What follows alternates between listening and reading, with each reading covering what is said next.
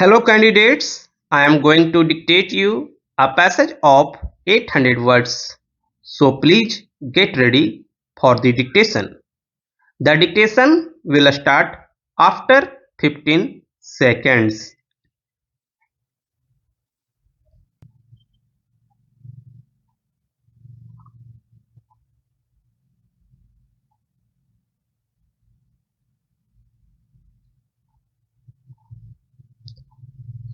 A king named Tungdhwaj was famous for his generosity to his subjects, but he had to suffer a lot due to the disrespect he had shown to the prayer of Lord Satyanarayan ji and his prasad, which he did not accept when it was offered to him.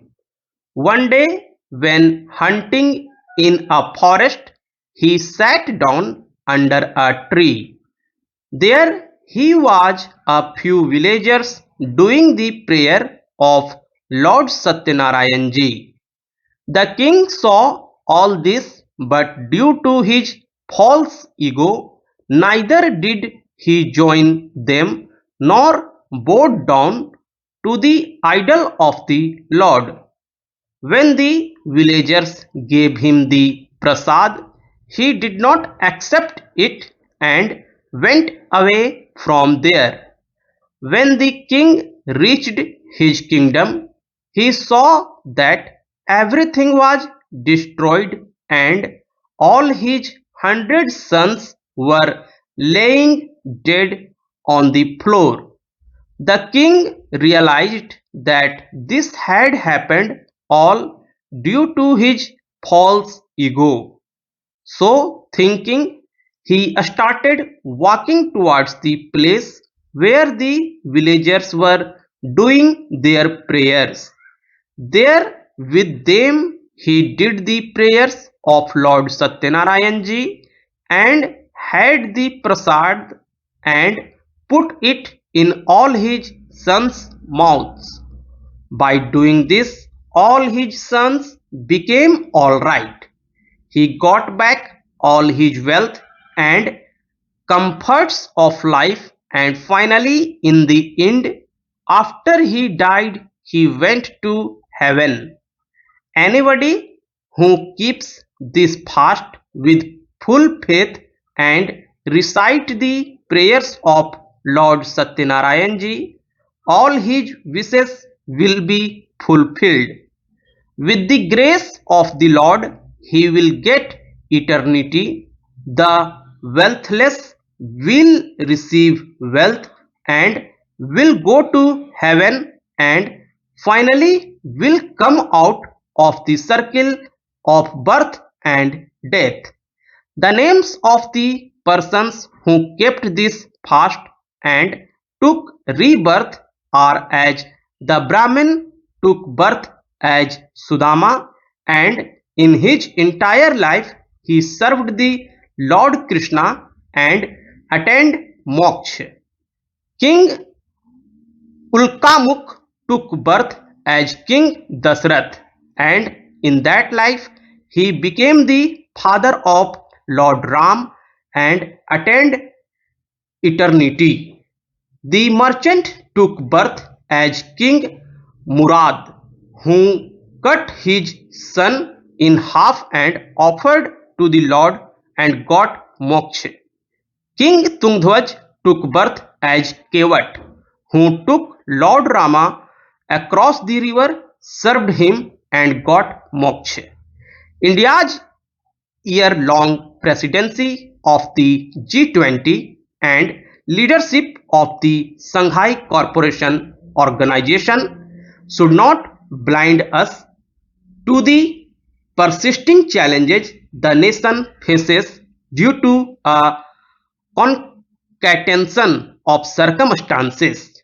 It must hence tone down the high expectations that are being generated of reaping a rich dividend from helming the two summits. Global peace, on which India's Prime Minister had waxed eloquent at the last G20 summit in Indonesia, is nowhere in sight with India holding the reins.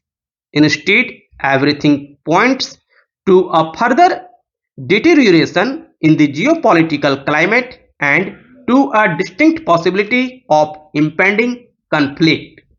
Priorities listed by India as signifying its presidency which climate change, clean energy, sustainable development programs, and reform of multilateral institutions are likely to take a back seat given the deteriorating global situation.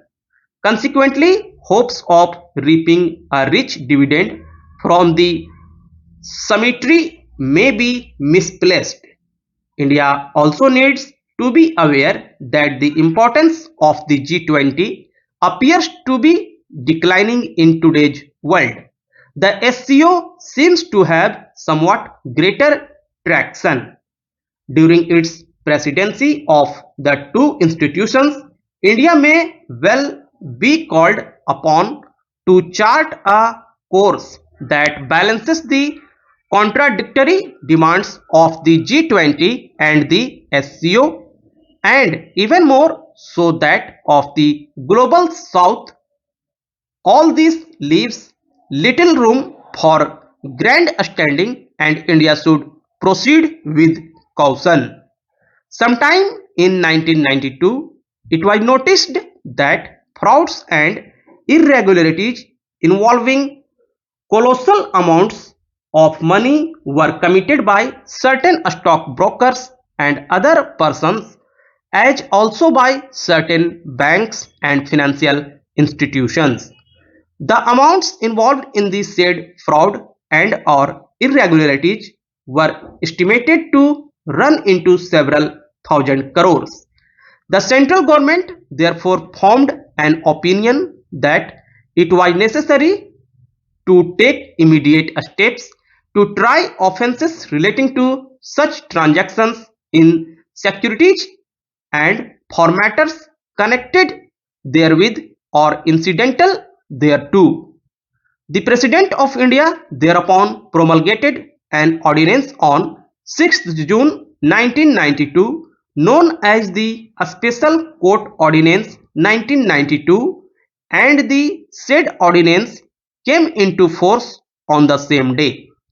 The said ordinance with certain modifications became the Act when the assent of the President was given thereto on 18th August 1992, and the said act was deemed to have come into force on 6th June 1992, namely the date on which the said ordinance had been promulgated.